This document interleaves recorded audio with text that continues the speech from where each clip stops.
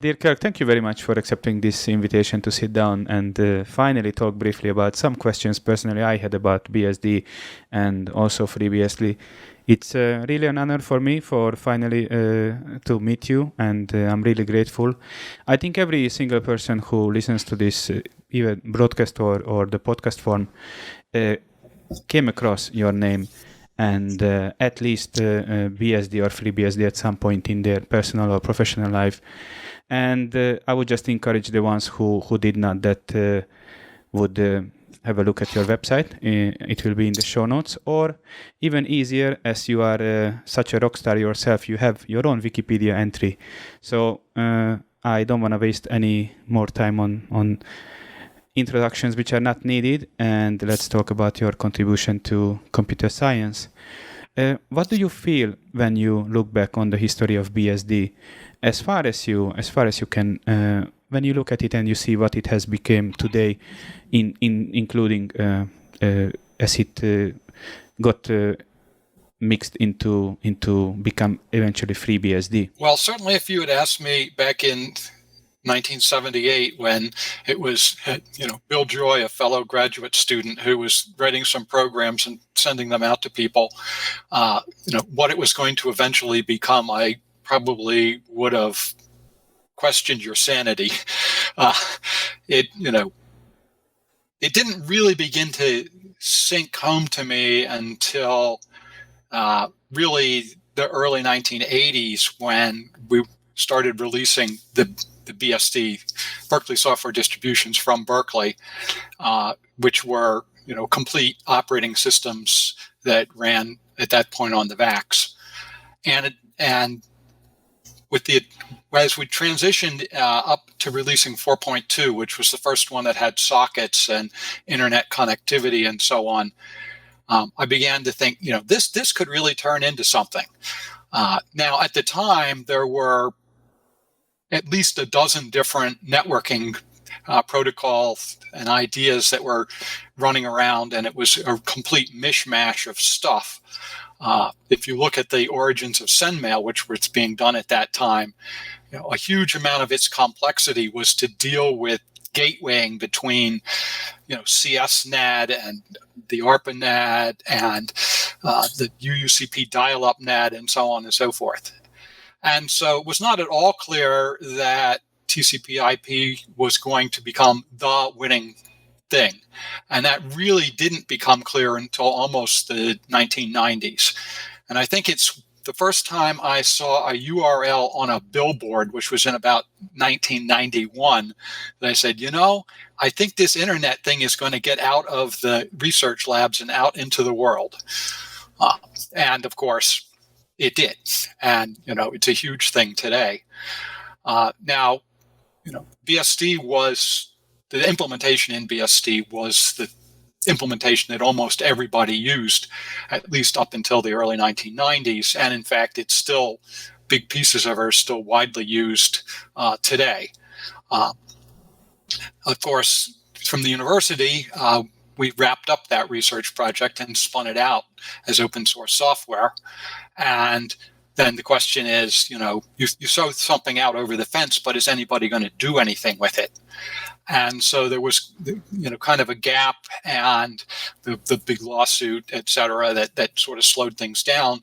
But, once the dust settled on that, not only did it get picked up, but it got picked up by multiple threads. So there was NetBSD and OpenBSD and FreeBSD, and all of these sort of had their little niche and sort of filled it. So OpenBSD was really focusing on the security issues, and NetBSD was focusing on running lots of platforms, and FreeBSD was focusing on making a system that would work really well on the PC computer architecture of the time.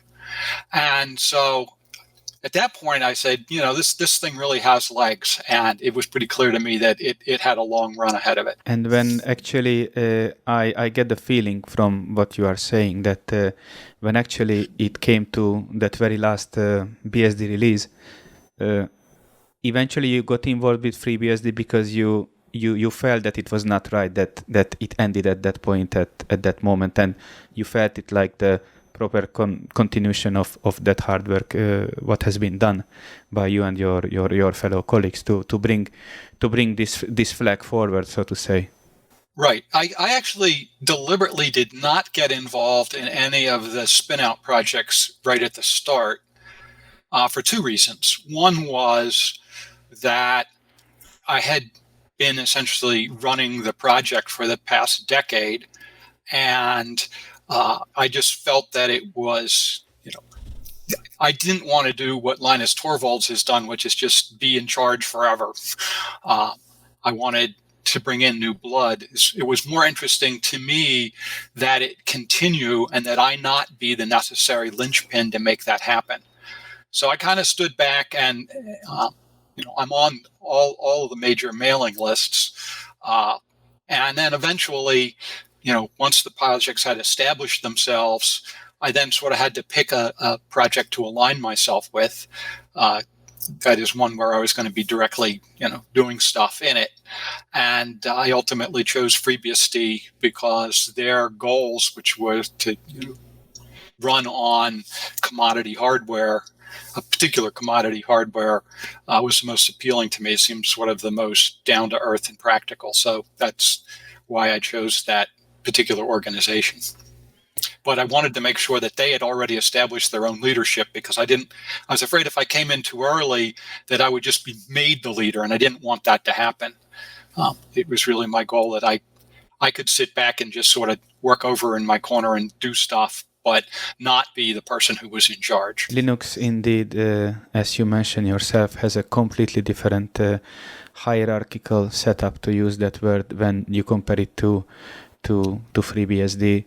And I honestly think that the one you set it up together with the others at FreeBSD, probably that's the sustainable and the one which can go forward in as long as people are alive and able to carry it.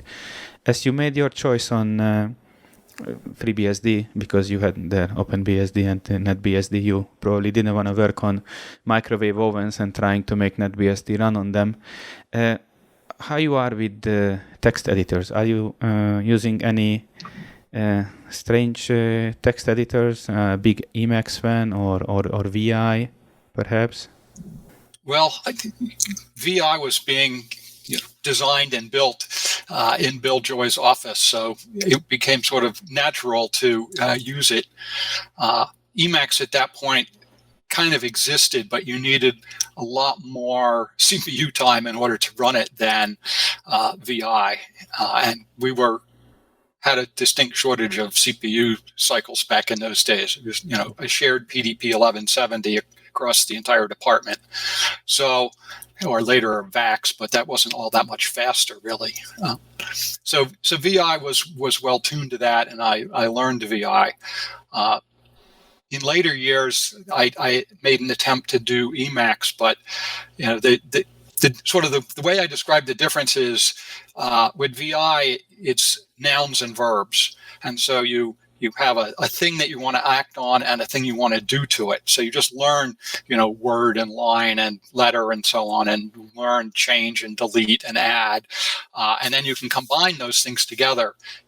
And it's a couple keystrokes. Whereas Emacs is designed to minimize key presses, but you just have to memorize a lot of magic stuff. It's, meta control, Coke bottle, something or other to make, some particular thing happen. And first of all, I never learned to touch type, so having to type multiple things at the same time, if it's much more than a control or a shift, it's beyond my capability, because the left hand does that and the right hand types the key. So VI was well suited both to the way I think and to the way I type, and so that's where I've just been ever since. It's a good choice. I myself, I did try myself in Emacs. It hurt my wrist. That's all I'm gonna say about it. Yourself, let me ask you about that famous summer project you had. Based on your history video, you picked up a summer project which eventually became of the fast file system for BSD. Started as over a summer, but eventually it took you pretty much longer to finish yes. it. We got the first 90% done in the summer and the remaining 90% over the next 10 years. As you are a file system person, it's good to ask you, I guess, what do you think of ZFS, as it's still, even today, it's a big thing. It's famous. Many people swear by it. It was originally created by Sun Microsystems, which you had some runs into, to use that word. So I've often asked, now that the FreeBSD is a full-fledged system with ZFS, what role is there for UFS, if any, in this day and age? And the answer to that is that the UFS, or any overwriting file system technology, is it's compact, it's highly efficient, but it doesn't scale to really huge file systems. And the single biggest issue with it is that when certain things happen, you just have to run FSCK to clean it up. And the time it takes to run FSCK is proportional to how big it is. And so when you get past somewhere around 10 terabytes, the time it takes to FSCK it is just hours, if it's a full file system with a lot of files in it. And that's just not practical. ZFS is much bigger system. It's much heavier use of resources, but it scales to enormous file systems. And when you get to that size of file system, you need the redundancy that ZFS has, the checksums on the data blocks, all of the metadata is all duplicated, at least 2 copies, possibly 3. And underneath that, you have things like RAID-Z, etc. And the real benefit there is that there's never a situation that you get in where you have to run FSCK on a ZFS file system. You'll run scrub, which on a huge ZFS file system can take weeks, literally, but the scrub just kind of goes along, and it eventually makes its way across the entire file system, and it can be running while the file system is delivering, and so you can kind of tailor, cut back on the speed at which the scrub is running if the system is busy during the day, and crank it up if you got some free cycles at night. But over the course of time, it can go through and literally check that absolutely everything in that file system is as it should be, and correcting along the way because of all the redundancy that's there. So worst case, you might lose a file or something, but the file system itself, the integrity will be there just as if you had run a full-fledged FSCK. And then, of course, it's got other features which come out of a non-overwriting file system, like being able to take snapshots, being able to do clones. The UFS has the ability to do snapshots, but they're painful. They are expensive to maintain, so you really can't have more than a few of them at any point in time. You can't clone a UFS snapshot the way you can clone a ZFS snapshot. In fact, if ZFS had been around earlier, I probably wouldn't have bothered to even try and putting snapshots into UFS, because with an overwriting file system, every time a write happens to the file system, you got to check and see, is that something that's in a snapshot? Do I need to make a copy of it? Blah, blah, blah. And so, if you want that kind of functionality, or you need that kind of functionality, ZFS is a really obvious place to put it. ZFS also works really well on encryption and compression and just a myriad of different features. So at the end of the day, if you've got really big file systems, or you want the features like snapshotting and cloning, which makes, for example, rolling forward new versions of the system much less painful, then ZFS makes a great deal of sense. It doesn't mean there isn't a place still for UFS. If you've got a small embedded application, then first of all, you probably don't have the resources to run ZFS. And secondly, you don't need all of that. So you look at, for example, Netflix content distribution. There's probably 1,000 of them out there, at least. And they're all running UFS because their job is to get movies off of disk and out onto the wire. And if they lose a disk, they don't care. They'll just slam in a new disk, download, another copy of the movie onto it, boom, and away they go. So for those types of applications, ZFS doesn't make any sense. And the inefficiencies and overhead don't make sense because they just want something that's going to serve up files. So your embedded applications, your dedicated download applications are going to continue to use UFS.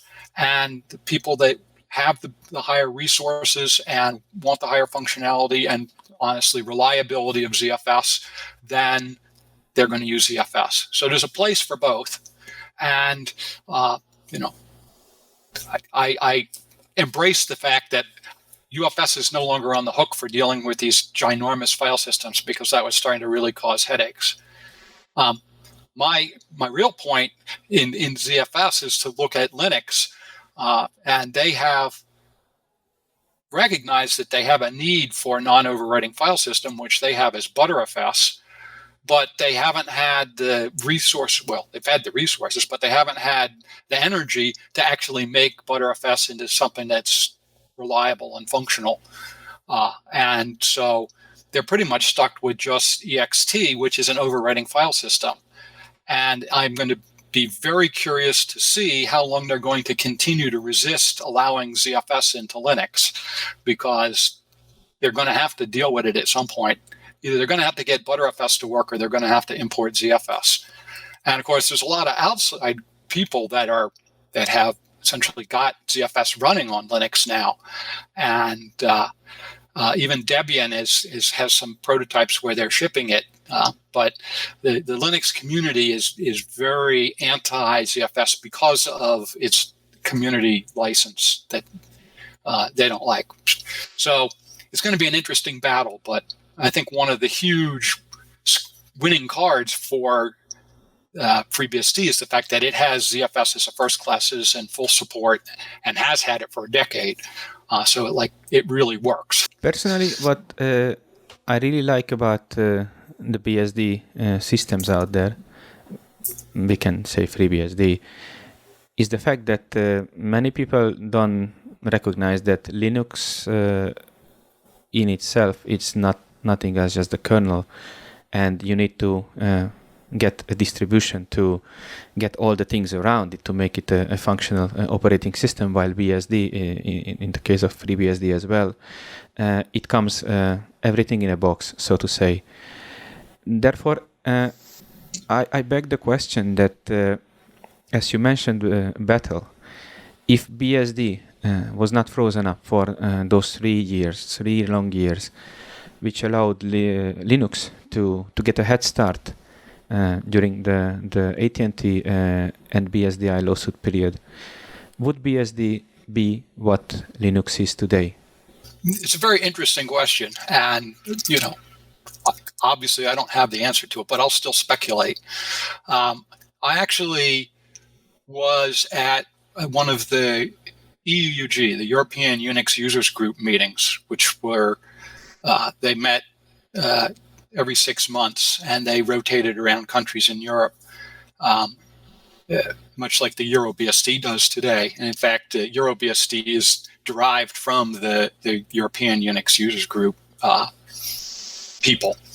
At any rate, that particular one was in Helsinki. And at one of the speakers at the conference was Linus Torvalds. And it was, in fact, the first time that he had done a talk about Linux in English at a conference. And he actually did a remarkably good job of it. And, I went up and chatted with him afterwards. And at that point, Linux wasn't really a full operating system yet. It really started out as sort of a terminal management system, and it then expanded fairly soon thereafter into having full operating system functionality. And I asked him, we've got BSD. It hadn't actually quite released as an open source at that point, but it was very close to it. It had been announced that it was going to happen. It just hadn't happened yet. I said, why don't you use that as a basis for a system? And he said, well, there's a lot of concern whether AT&T is going to, try and stop it. And, if I put a bunch of, effort and energy into that, and then AT&T yanked the rug out from under me, or under it, that would just, I couldn't deal with that. And at least with Linux, I know since I'm starting it from scratch that, AT&T is not going to be able to come after, no company is going to be able to come after us. So if there hadn't been that sort of shroud, it's just possible that Linus would have just jumped on and been part of the whole BSD bandwagon. Now, of course, that was then, this is now. By the time the lawsuit was over, Linux was indeed a big and growing thing. And in fact, I have to say that the Linux bandwagon is one of the things that really helped establish open source software in general as a viable thing. Up to that point, open source was like, what crazy people did in their basement, but it was not in any sense something that a big corporation would even consider letting onto their system. And so Linux itself established the notion that open source software was legitimate.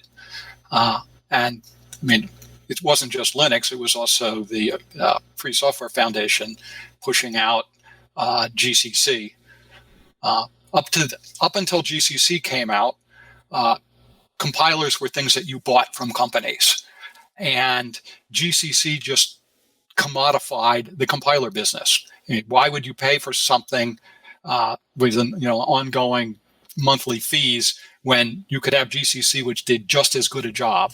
And so compilers as a business just disappeared, and that was sort of the first big step. And then Linux coming along was the next big step. You didn't have to buy Unix from AT&T. You could just get Linux and use that. It was really not until sort of the end of the 90s that companies like Red Hat came into existence to provide sort of the other half of what you need. You need the open source software, but companies also want somebody to blame if something goes wrong. They want to be able to say, I am paying you, and if this breaks, you are going to fix it because I'm paying you. And Red Hat provided that. And so it was a combination of open source software and companies coming to existence that would support it that really sort of established that as an idea. SendMail Inc. also came along in the late 90s and similarly established that a commercial company could base their product around open source software. They did support and add-ons to it, like some of their spam detection modules were like an extra cost thing, but the base MTA was just the open source, and they supported the open source and fed stuff back to it. And I remember some of the early debates that were going on. It's like, well, how can you make any money for something you can get for free? And it was, today, no company is going to give you any kind of an argument like that. They get it. And in fact, companies are almost forced to do open source in a lot of things, because if they don't, someone's going to do a runaround on them. So, things that we take for granted today weren't always that way. And you look at things like Linux and GCC and SendMail and other things that came out of BSD, and those are the things that really established open source for what it is today. So, I wish that things had gone slightly different between BSD and Linux, but we're both here. It's unlikely that either of us is going to go away because there's a lot of companies that have learned their lesson from Windows, which is if there is only one operating system and everybody is using it and somebody finds a hole, the whole world melts down. And so you really need completely independent implementations of your operating system. So, for example, VeriSign, the people that run a bunch of the DNS backbones, their backbones run equally on Linux, on Windows, and on FreeBSD. And They have like 3 different groups. Each of them develops that. All of those, an instance of every one of those servers is in every server installation that they have, so that if something takes down Linux, let's say, they've still got the other 2 to keep going. And so, we're not going to get to the point where there's just one operating system. We had that for a period of time in the 90s, and many companies have learned the fallacy of that approach. Many companies, like you mentioned, not only requires a kind of like a multi-operating system layout to be involved in their hierarchy, in their IT systems, but many even request multi-hardware vendors to be present. They don't allow, for example, only, let's say, Cisco or Juniper products, because as you said, if they find one fault or a backdoor in a Cisco product and they decided to build all their infrastructure on that, they have to keep more than one vendor, not sign up for one. As you mentioned, your conversation with Linus Torvalds about BSD, he did mention in an article in 2004, he was kind of like predicting the death of BSD. That's now 16 years ago. And today we are here and FreeBSD is happier than ever.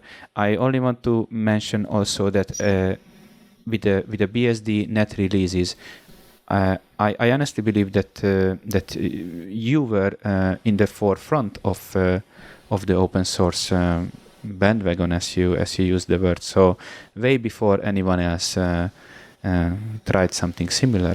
So that's an achievement there again. BSD is still here 16 years later of Linus's prediction. And what do you think? How much of that prediction of his back in 2004 is true today for the future of BSD? Well, the part of the prediction that Linux was going to predominate has in fact come true. I mean, there's a lot more Linux out there than there is BSD, but for the reasons that I've already explained, FreeBSD still has a big chunk of space, a big part of the market. It tends to not be as evident as Linux. Linux, in many cases is like the thing that you see front and center, whereas the BSDs tend to be being used in DNS servers, or they're the basis of your Apple computer, where what's being touted is not Darwin, which is FreeBSD down at the very bottom, but the Apple thing, the Sony PlayStation 4 and 5 are all. I mean, that's FreeBSD through and through, even more so than it is on the Apple computer. And again, when you pick up a PlayStation 4, you don't log in, you just start playing games, and it's, not at all obvious to you. In fact, there was one of the ways that someone said, well, PlayStation isn't running it. It turns out they hadn't disabled the daemon that would give you a login prompt. So you could, if you went and typed something in at your PlayStation, you could actually get a, FreeBSD, blah, blah, blah, login. They fixed that. You can't do that anymore. But the point is that BSD is out there in many, many places, and for the reasons we talked about earlier, that's just not going to go away.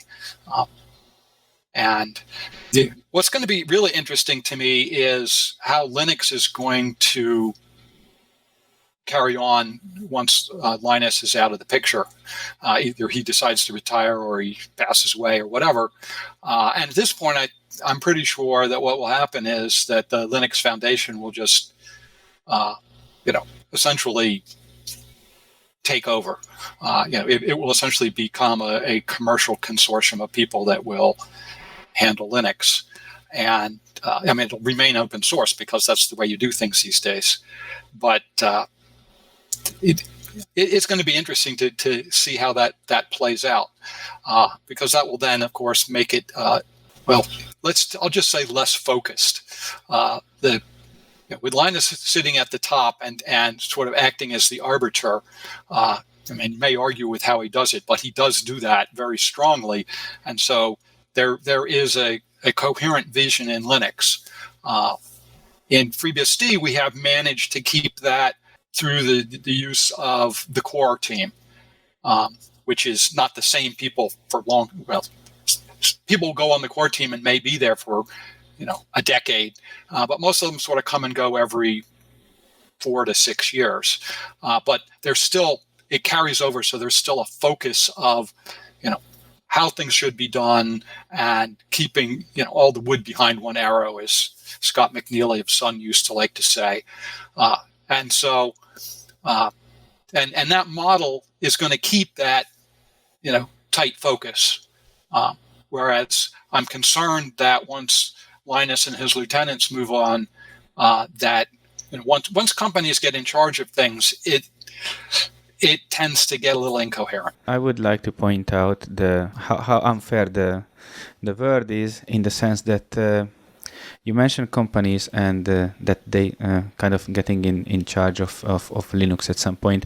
I would say that it's already happening, as the unfair the word is. The Linux Foundation is receiving a lot of money from all these big corporations, be it Microsoft or all the rest, while the FreeBSD Foundation is really getting peanuts compared to that money. I'm not meaning it in a bad way. I think the takeover is already happening with Linux through the foundation, putting all that money into them. I would love to see the FreeBSD Foundation getting more than what it does now, and I think that looking at all the improvements from previous FreeBSD versions, it's incredible that you guys were able to do so much with so little, so to say. While you look at Linux and all the money being poured into it, and well, I don't know if I should be that. I'm not sure that my impression of how great those guys are doing is equally measured compared to the amount of money they put on that thing. Well, one of the things that the Linux Foundation is able to do that FreeBSD just can't is that they support Linux on just about any piece of hardware, any peripheral, any Wi-Fi card, any laptop, anything. Somebody's going to have Linux running on it, and just as hardware manufacturers in the 90s had to make sure that Windows worked on everything that they released, these days they pretty much have to make sure that Linux works on everything that they release. And so, yes, there's a tremendous amount of money going in, but there's also a tremendous amount of stuff that needs to be supported. And, that's just not the case with FreeBSD. FreeBSD sort of picks and chooses, and it says, okay, this is the things we're going to support, and we're going to support them well. But, for example, I would love to just be able to go into a store and buy a laptop that had FreeBSD installed on it. As it is now, I have to, find out which laptop should I buy, and will it support it? And then I spend way too much time getting it all up and running, and there's almost inevitably something, either the snooze doesn't work, or the Wi-Fi doesn't quite work, or this or that. And the reason is because if you buy the exact same model of laptop from the same manufacturer 2 months apart, something in there will have changed. They will have changed some part. And, they will have made sure that Linux works with that new part. But, of course, they're not making sure that FreeBSD works with that part. And so even though you bought exactly the model that you were told FreeBSD would run on, but the Wi-Fi doesn't work yet. But, we'll get it there. It just, that level of irritation that I would love to see, for example, the FreeBSD Foundation just say, all right, we are going to get a particular model laptop that we're just going to track, and we're going to make sure that FreeBSD works on that, like just boom, out of the box. And then hopefully find, some company that's willing to, sell them, because obviously you don't want the FreeBSD Foundation to be in the middle of selling laptops and software installs and all that. But, if the foundation had more money, that would be one of the first things that I would try and get them to do. To make sure that you can get a laptop with FreeBSD running on it out of the box 100%. Yep. And like the browser works, and like, when I get in a Zoom session, the camera works and the audio works, and, on and on. To be honest with you, I kind of like exactly these things you mentioned as you would like to get rid of, because I got easily a 30-minute episode out of all my ups and downs with FreeBSD on a little Lenovo X220 laptop. So for me, it was a God-given. For you, it was you mentioned it as it was the bad side of BSD. For me, it was fun because I had something to talk about it. That, oh look, the webcam didn't work, and I had to suffer, look around Google, and then someone said, no, you also have to be part of the video user of the video group, and I said, oh, okay, so now it works. But that's the little joys of life, and actually that just rhymes into I think pretty much my last question, even though I could go on I think all night. I couldn't stop talking to the US. It's a lot of fun. I knew and I expected. Bill Joy and Sun Microsystems. I mentioned in my BSD history I made thanks to you, as you agreed to use your notes and presentations. I did mention as my side note that somehow I would have liked to see you accepting that single-digit employee number in Sun Microsystems and go work there. Did you actually ever miss the chance you were given to work there? It's like the parallel universe where, all right, I went off and did that, and today I would be, one of these people with some large number of millions of dollars to my name. And, I have friends that are in that category, and I certainly have, I am not hurting for money today, even though I'm not in their league at all. But I'm almost happier not having that much money, because I look at what they have and the set of headaches that they have that I just don't have to worry about. So, for example, just a couple of examples. One of them, when his kids were going to school, he had to have bodyguards to drive them to and from school so they wouldn't be kidnapped. Oh. He had to have bulletproof glass put in all the windows of his house to prevent invasion robberies. He is constantly being, approached by people that, are trying to find one way or another weaseling money out of him. And, it's just the headaches that he goes through that, I don't need bulletproof glass in my house. I can walk down the street anytime I want. No one's going to try and kidnap me. So, in some sense, I'm sure it would have been interesting, but, I do not regret where I ended up. I essentially, once I left the university, once the, we had spun it out and the lawsuit had all settled down, that was all done. I left the university, and as an academic at the university, the way it works is you're essentially, you either can take your summers off to do a little mini sabbatical, or you can sort of do a day a week of outside consulting. And I chose the latter. So I would, do stuff with various companies, and I ended up working with about 30 different companies. And so when I left the university, I figured, well, I don't know exactly which company I want to go to, so I'll just continue doing this little consulting thing for a while until I find exactly, the next Sun Microsystems, and I'll join them. But I never did. So, to this day, I'm still a consultant. And back in those days, the rules about stock was a lot less strict than they are today.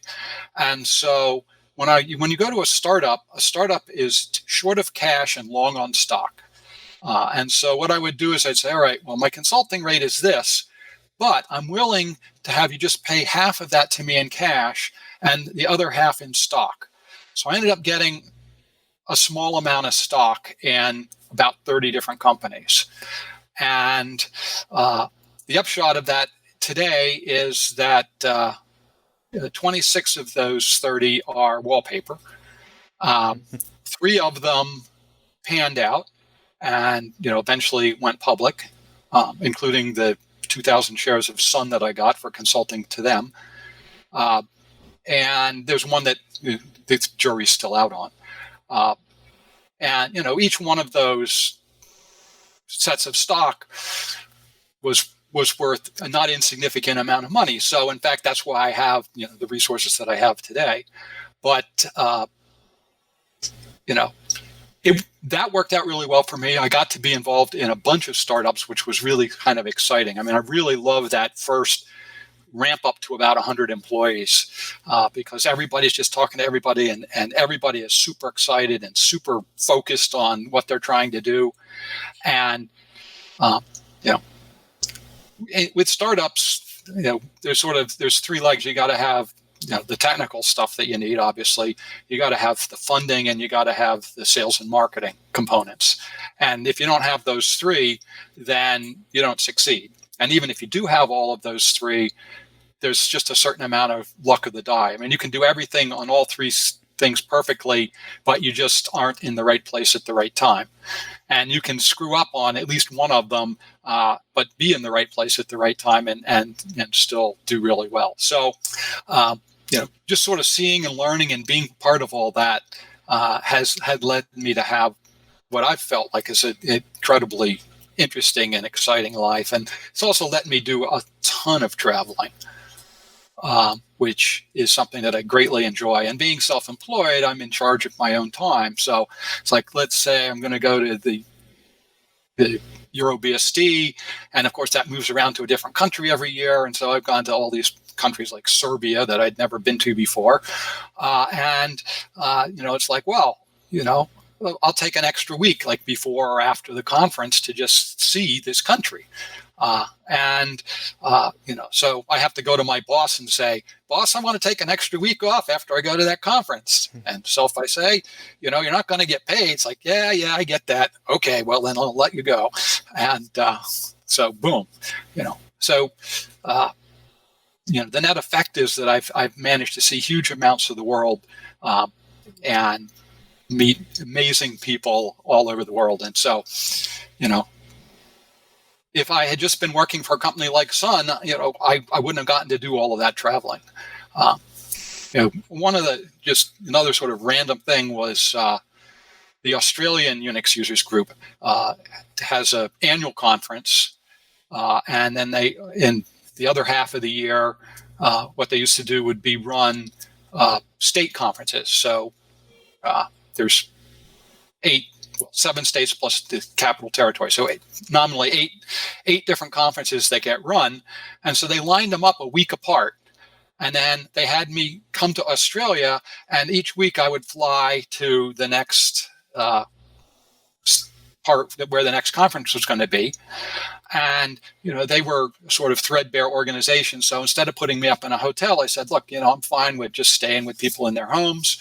So those people would come and meet me at the airport, and I'd have, a day or 2 of tutorials and a talk.